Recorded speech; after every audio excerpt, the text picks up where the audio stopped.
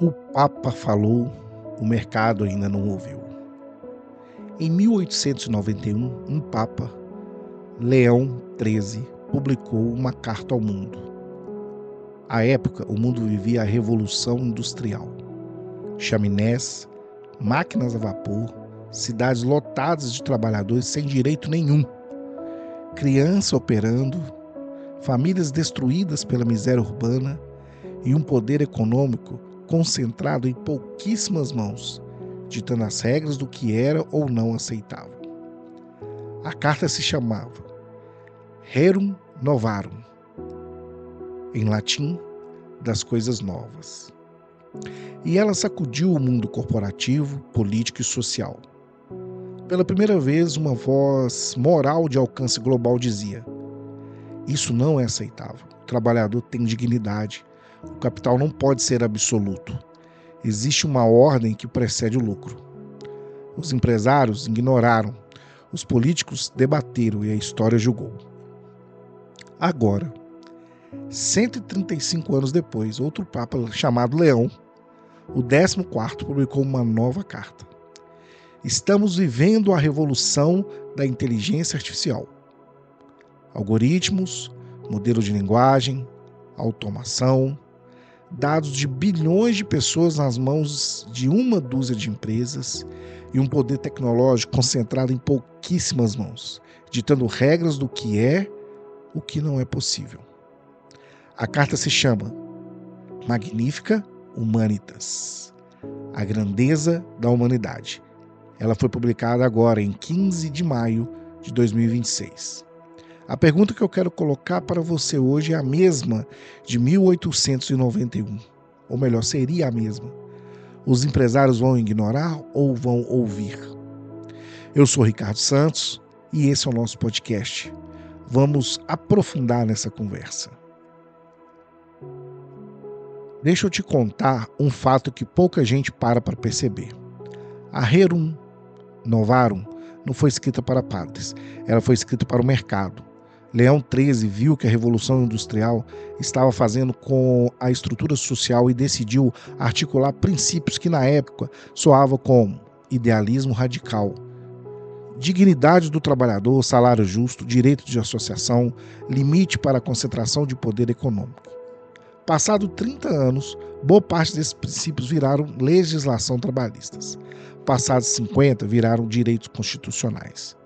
Passados 100 anos, eram chamados de conquistas óbvias da civilização. O que era profecia em 1891 virou compliance em 91.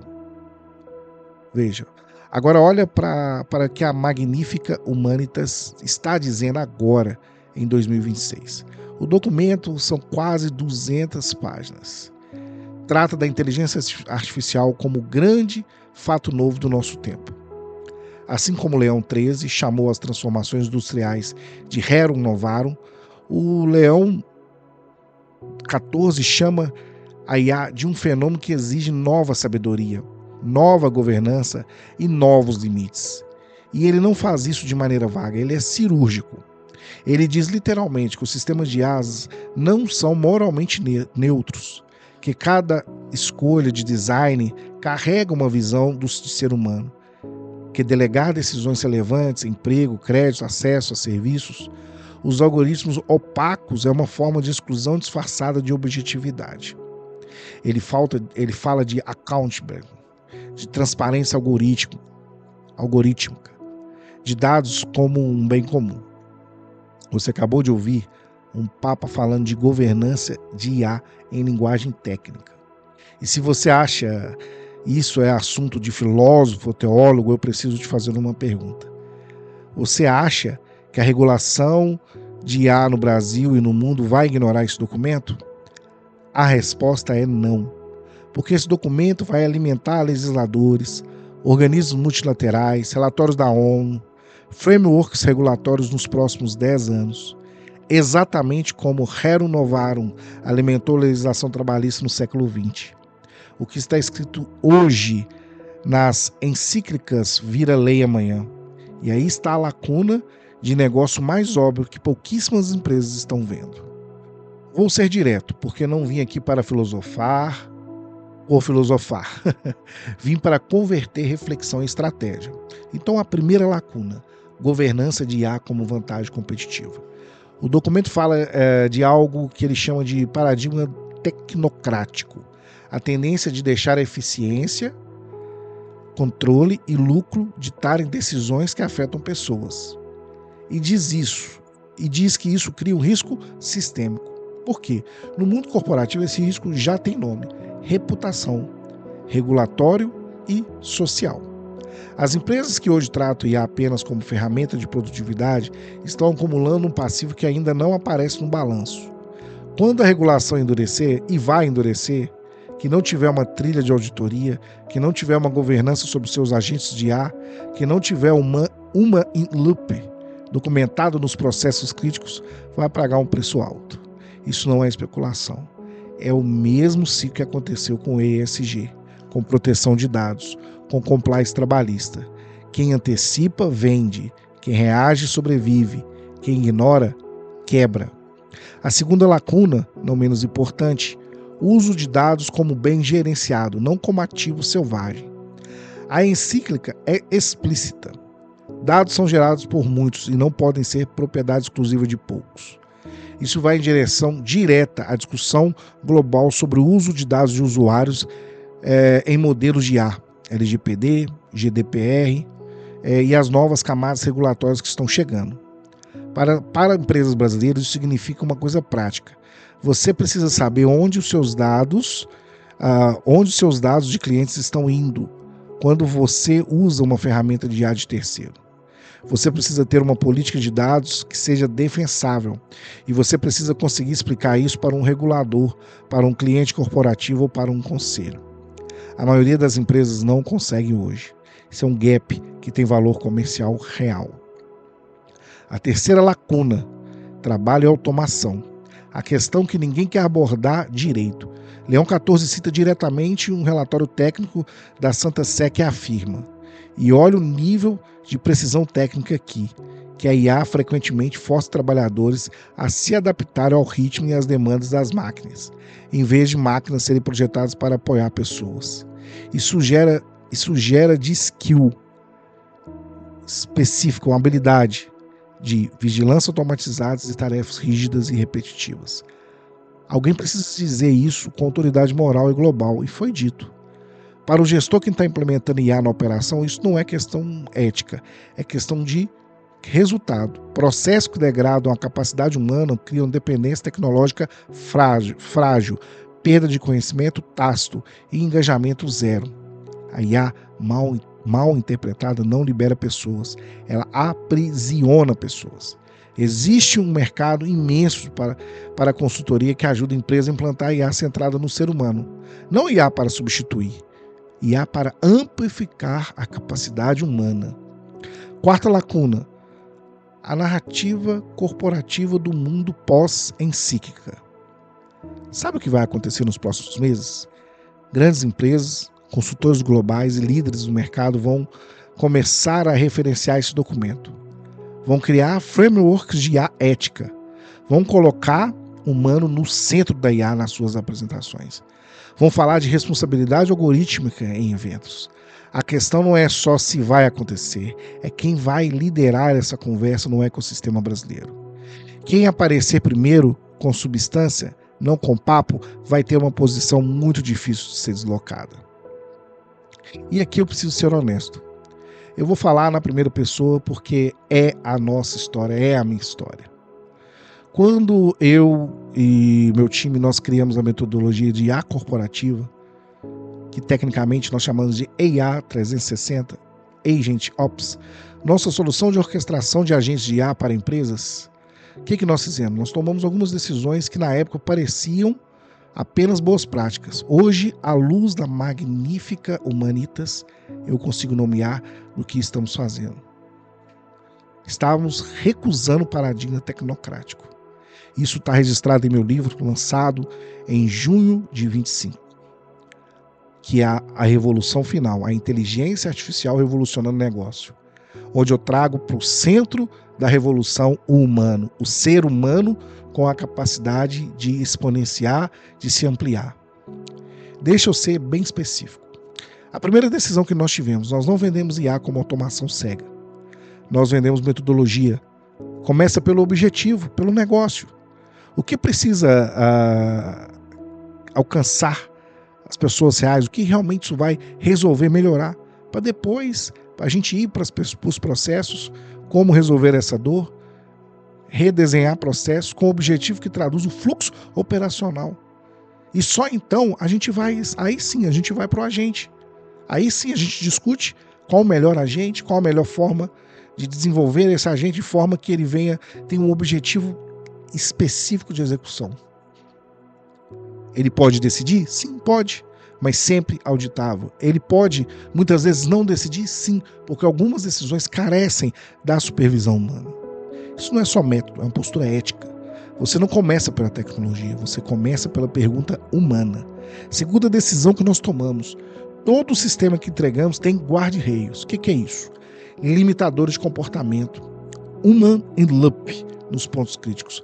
Vai no humano, sempre, porque decisões críticas envolvem visão humana, ou seja, decisões que importam sempre passa por uma consciência humana, porque a inteligência artificial ela é algoritma, ela não é inteligência.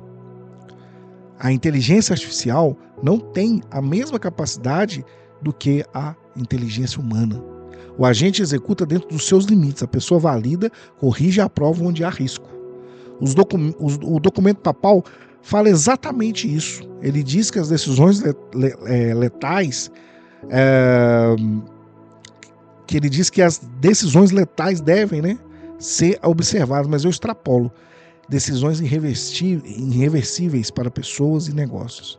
Não pode ser delegada a sistemas opacos, sistemas algorítmicos e automáticos. Nós nunca delegamos, nós amplificamos. Terceira decisão, trilha de auditoria em tudo. Cada ação de um agente dentro da nossa arquitetura é rastreável. Você sabe o que foi feito, por que foi feito, quando foi feito, por qual instrução e qual o resultado. Isso é accountable, aplicado à tecnologia. Está alinhado palavra por palavra com o que a encíclica chama de responsabilidade clara em cada etapa do design e do desenvolvimento e uso. Bom, eu não estou dizendo que a RA é perfeita. Estou dizendo que as escolhas que nós fizemos não foram acidentais. Foram sim. Foram filosóficas antes de serem técnicas. E agora o mundo está chegando às mesmas conclusões. O Papa 14 escreve que a IA, que trata algumas vidas como menos dignas ou exclui sem possibilidade de recurso, não é apenas uma ferramenta mal usada. Ele já introduz o critério que contradiz a dignidade humana. Eu reconheço nessa frase o mesmo princípio que guia a nossa entrega. A tecnologia não serve ao ser humano, que não serve ao ser humano não é inovação, é negligência com nome técnico. E isso nós temos falado há muito tempo. Certa vez eu fui indagado sobre como nós implementamos a IA, e eu falei, não existe hoje um método comprovadamente 100% eficaz ou é um método comprovado, que nós estamos apenas caminhando para um aprendizado. E eu vejo que essa carta do Papa 14 trouxe uma clareza maior do que será o mundo daqui para frente. E vou fechar com um chamado prático, porque podcast em ação é entretenimento.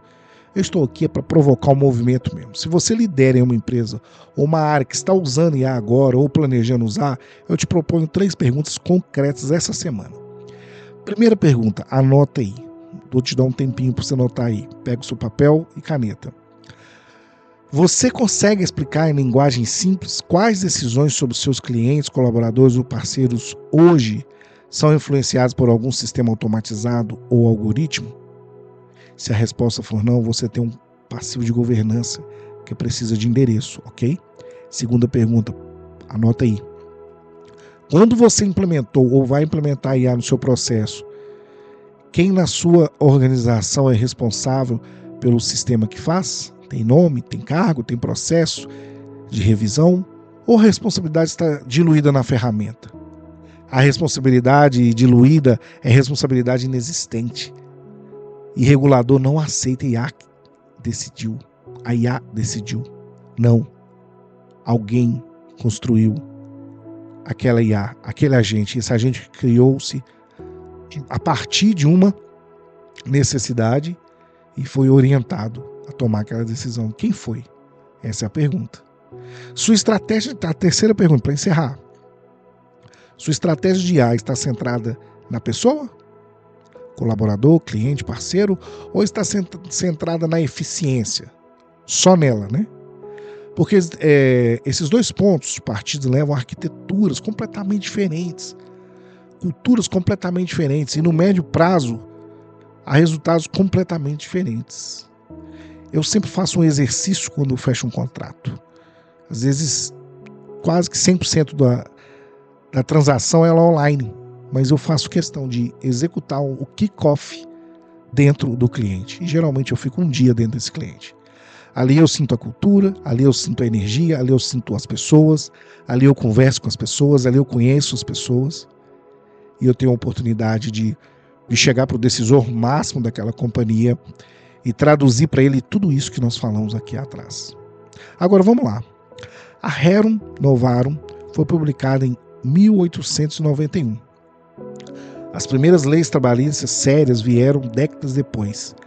Mas as empresas que anteciparam esse movimento, que trataram o trabalhador com dignidade, antes de ser obrigação, construíram marcas e operações que duraram gerações.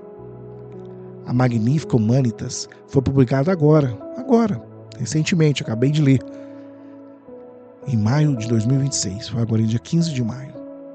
A janela para você antecipar está aberta agora. Em momento algum, governar IA com ética e transparência vai ser obrigação legal no Brasil. Em algum momento, perdão.